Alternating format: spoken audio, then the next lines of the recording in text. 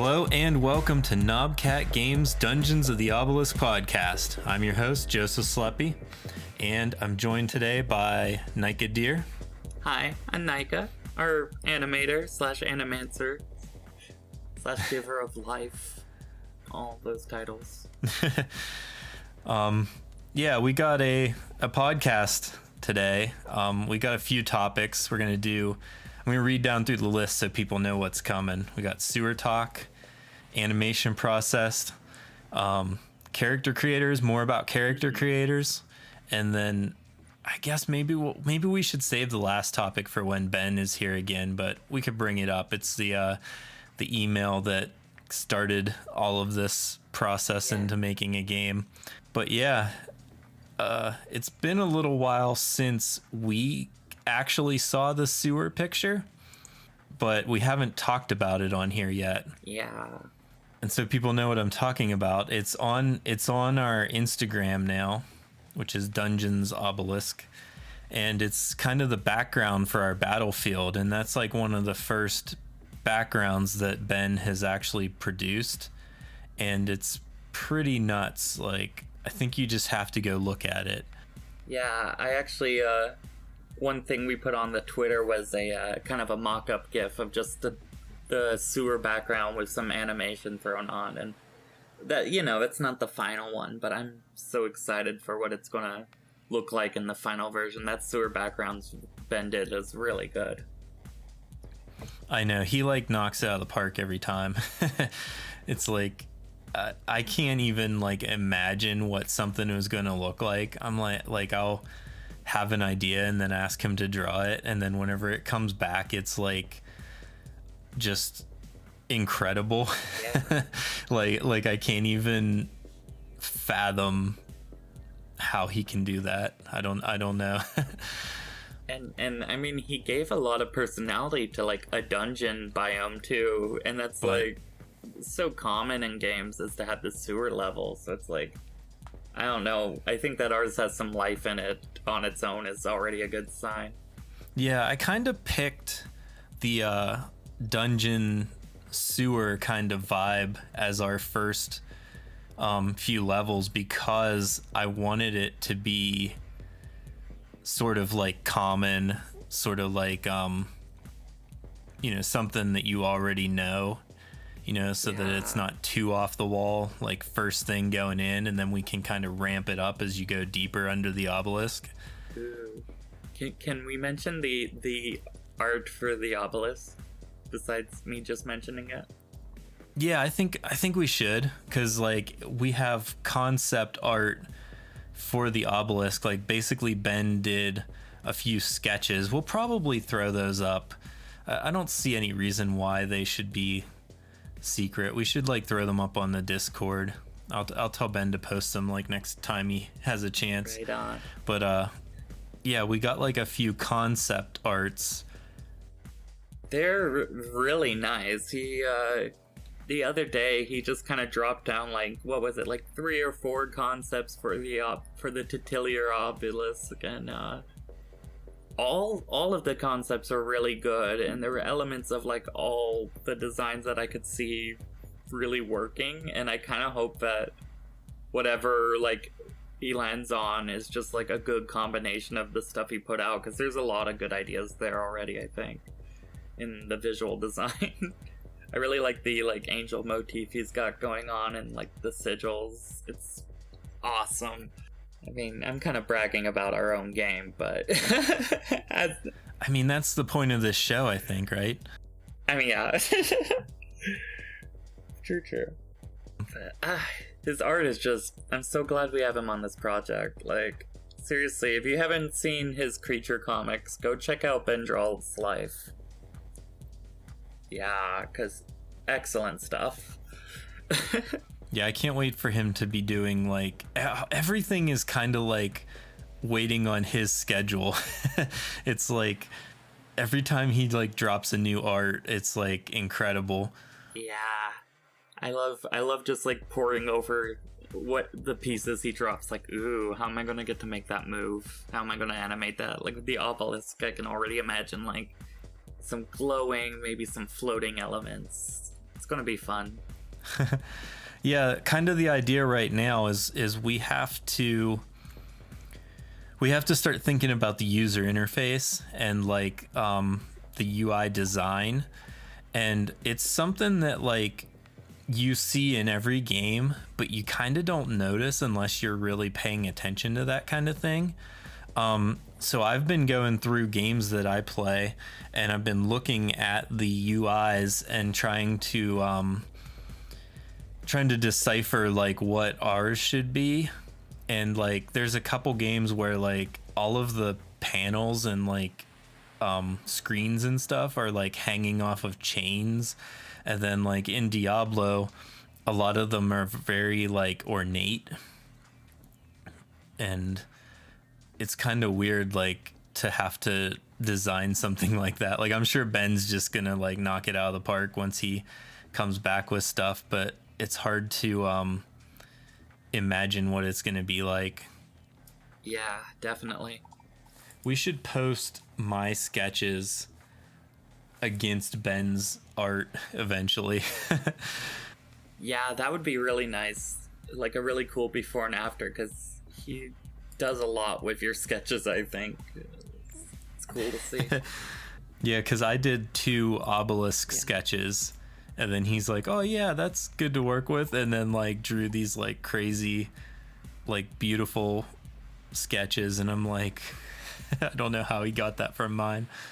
Yeah, no, it's impressive stuff. He's definitely very creative and definitely putting a lot of his own energy into it, I can tell, but he's also definitely trying to like match what you've been giving him, and it's kind of cool to see that kind of collaborative aspect. Yeah, for sure. Let's talk a little bit about like some of the issues we've been having, I guess, because like that's kind of what I want this podcast to be, until the game releases, is kind of talk about like what hurdles and stuff we have to overcome to like make this game.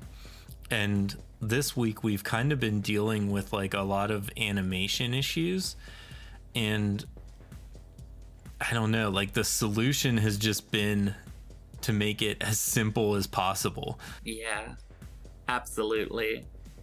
It's been definitely a bit of a less is more approach, because I definitely approached the project wanting to do this kind of like crazy complex animation stuff with all this like rigging systems, inverse kinematic controllers and all that. But I found that just doing like bone animation, we found just doing like basic bone rotation and like maybe a little bit of like barely to no sprite deformation, you can actually get some really nice results out of that. So I've been basically I mean, do you mind me kind of just rambling? I don't want to talk over you too much, but no, go for it. I think people will find it pretty interesting. Is try not to use too much like jargon. Like if we're gonna talk about some stuff, like let's try to explain it to people, because I think a lot of people probably don't know, unless they are an animator, like they don't know about that stuff, and I didn't know about this kind of stuff, so it's been a learning process for me as well. That's true. Well, right on. So the thing about, I guess what I mentioned earlier was an inverse kinematic controller, and that's been kind of one of the big problem points with the animation up to here. So I guess that's what I'll try to explain is inverse kinematics is like, it kind of tells like in animation you have like your skeleton set up, you have what you call bones, and those guide the animation. They are like just basically like kind of basically just kind of like how you puppet a model, I guess, is you set up like the points at which you're going to like manipulate and whatnot. And an inverse kinematics controller, what that does is, instead of manipulating each bone individually, you manipulate one target point, like one controller, and all the bones are going to look at that controller and say, okay, we're going to follow that movement wise. So if let's say I move the controller above the head, then the whole arm is going to move above the head. in theory, super simple, super easy, super flexible. I think it's something that you would use if you were making like a movie or something. Yeah, if you're making a movie, or say you were making a single player game with a very definite like focus, it makes a lot of sense. But for our game, we need stuff like armor switching out. We need like characters that are customized. Right, because the character isn't changing clothes and stuff. It's not changing loot pieces. Yeah, exactly. So basically, it has to be scalable. We have to be able to transfer animations between multiple characters of a similar type, and between like different armor sets that they might equip, because we want them to look different when they wear different armor pieces and whatnot. It's going to be very cosmetic. So we definitely had to figure out how to make the animation system support those needs, and we found that basically for what we needed, IK was actually too much. It was too complicated, and actually just the bone-based animation works perfect, because any clothing items you equipped on top of a sprite or a bone, that's going to just follow the same rotation and movement. So it's going to, you won't even have to reanimate it separately. It just follows along. Yeah, we had a whole day like discussion where I was like, no elbows or knees. Like I was like, Yeah. I felt like I was kind of like fighting to not have knees on our character. Like the character has knees, I guess. It's not like they're blank or anything, but like they don't bend. And I think it's one of those things like maybe I shouldn't even be talking about it, because I don't think you notice it if you're not looking for it. Yeah. And I think the like movement of the character looks like it looks properly video gamey is what I said. Like he's not like it, like if you went and paid $20 to watch a movie and it had this animation, you'd be like, what's going on? But like if you are playing a video game where your character's moving around a dungeon super fast, you don't really care about the animation as much. You can get away with like a lot more simpler things. Absolutely. And especially when there's going to be like so many like players and mobs and background elements, like it all adds up really fast. Yeah, the more processing power you need to like move the character every time like slows the game down.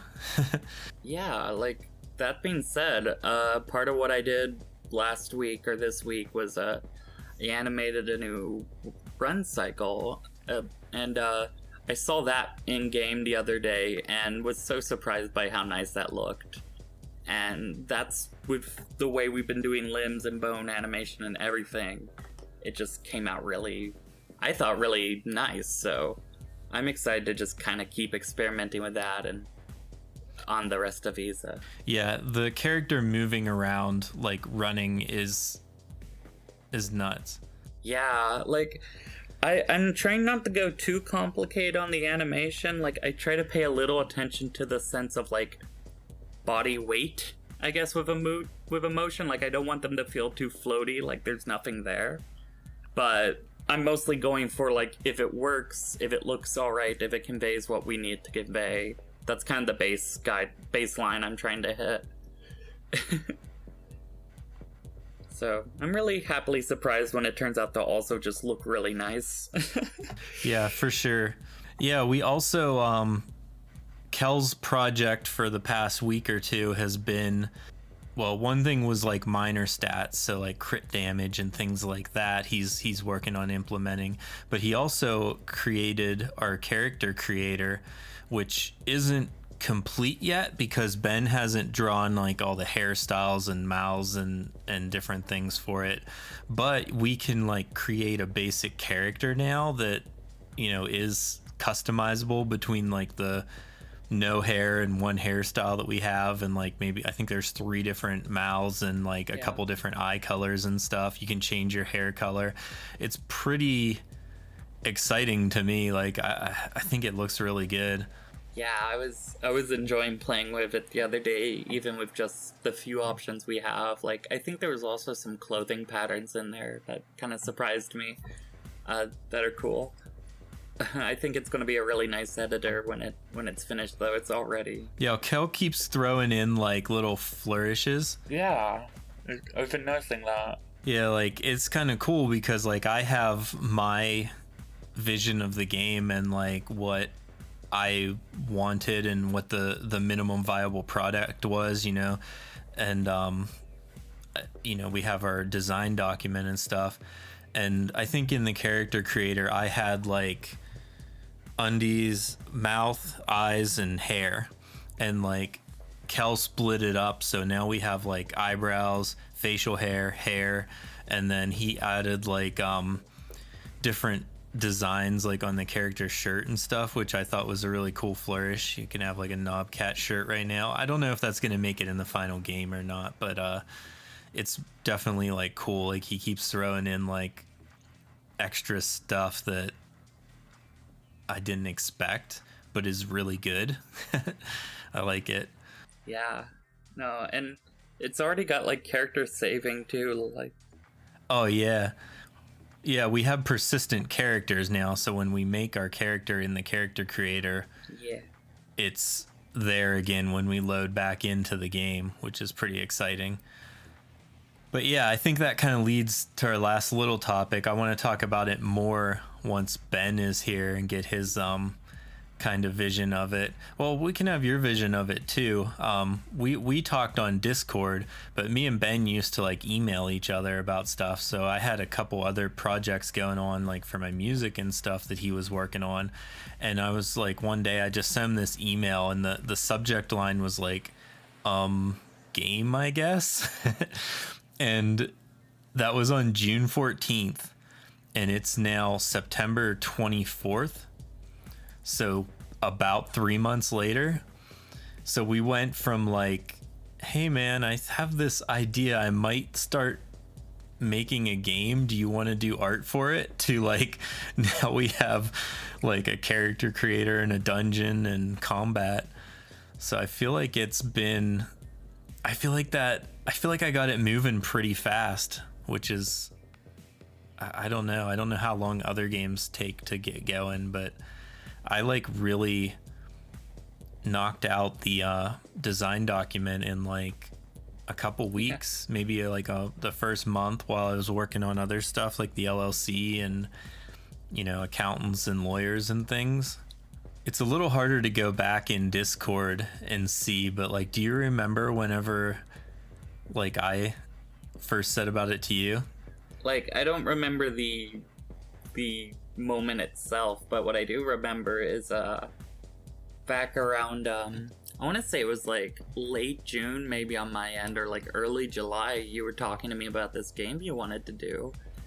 And we were just saying like, what if we know all these artist people, I'm a musician, you're a animator, like what if we just get all these people together and try to make something? And I remember just being like, yeah, if you have a game for me to work on, I'll in a position to offer, I'll be there. And then I went to work at this little fast food joint for a month, and then when I decided that place wasn't for me and got done, had already written up a whole design doc and started like the company and everything, and I was just like kind of blown away how fast that all happened. It was really impressive. And it's just kind of like crazy how fast this thing's just become an actual like playable product, I guess. Like it's, you know, it's far from finished, but it's really fascinating. Yeah. No, it's a cool plan. I'm happy to be a part of it. Awesome. Yeah, so let's save that like I guess until like Ben gets here and we'll get his opinion of it, see if he remembers that email or not too.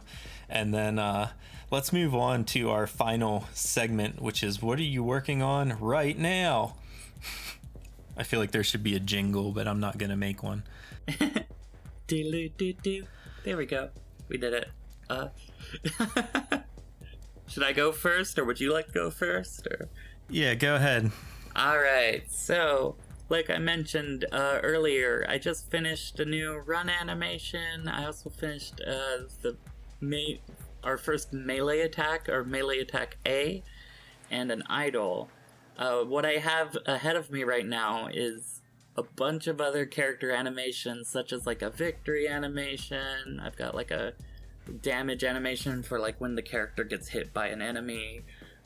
We have like item use, casting, a projectile use animation. So yesterday I spent some time just looking over my statement of work and kind of figuring out how much I need to get done and how much time to get it. You know, just kind of figuring out what pace I need to hit to make sure I get all done. And it's looking great. And I'm gonna, I guess, sit down and start probably working on probably the victory animation or the like damaged reaction, because I think either of those would be a lot of fun. But yeah, just gonna start working down the list. Yeah, Kel kind of sent me the list of animations that we would need, and I was like, sort of like, I was like reading it, and I was like, yeah, I guess we do need all of these animations. I never thought about, like, you know, the character gets hit, the character needs an animation when it dies. Like, you need all this stuff that's like tiny little details. It's pretty fascinating once you get down into like the very nitty gritty of it. Like, hopefully we don't have to spend too long discussing like a victory animation or not, but like sometimes that happens where it's just like, oh yeah, you send it and then I'm like, no, we need to do this. And then it just becomes like a thing. We spend all day talking about one little tiny aspect of the game that happens in a split second. Oh yeah, and it's wild with animation too, because like sometimes like the casting animation, I imagine that's going to involve like a character holding a staff in the air. So that's like holding an arm in the air. Like I can make that look nice, but there's only so much animation you can do there. Yeah, those animations are going to be pretty simple, I think. Meanwhile, something like, let's say them winning the battle, that might be something more like, because for a victory animation, I mean, you could also throw your hand in the air, but then I have to like also make it look distinct from the cast animation and etc. So there's definitely some like problem solving that goes into it. But yeah, most of the time it's like a lot of these animations don't seem like they're going to take super long on their own unless it's just like not working for some reason, and then we can go back and forth on it, of course. But I'm hoping with this one it won't be too hard to just start knocking them out. Yeah, for sure. What have I been working on? I've been like just kind of going through the document and refining everything. Today, like this morning, I worked on a sketch of what the auto button and like the mana and health meters are gonna look like. So like I do like a very, very poor rough sketch of it, and then I'll give that to Ben to, you know, go nuts on. so that's what I was doing this morning, at least. I think I saw that sketch. Is that the one you posted in the dev chat? Yeah. What do you think? Can you tell what's happening? Oh, definitely. Like, it's very readable, and I think like Ben probably would definitely appreciate that. I know anytime like somebody can even give me like a rough sketch, that like helps a ton. Because it's so hard to convey like visual things through words, you know? Yeah, I mean, my job at this company is to make your jobs as easy as possible. So I'm trying to make things as clear as possible so you know what you need to do and what things should look like, so that way we can get them done as fast as possible and move on to the next thing. That's kind of how I look at it. Yeah, it's been going pretty smooth so far. Like, you've been doing a good job, I think. If you don't mind me saying so. Right on. Speaking of moving things on, we've been going for a half an hour, which is the absolute limit of what this podcast should be. So let's wrap it up. Right on. Let's tell everybody to, if you somehow don't know about the Discord or our mailing list, head to knobcat.com, sign up there, join the Discord. That's where we post all of our first looks at stuff. The mailing list is more of like a monthly thing. I'll give you guys updates on that. We have an Instagram, which is at Dungeons Obelisk. So you can kind of see some art there whenever I remember to post. But if we get more followers, I'll be more inclined to post on there. So definitely follow it. Yeah, knobcat.com for all your Dungeons of the Obelisk needs. Bye. Bye. Sounds good. Bye.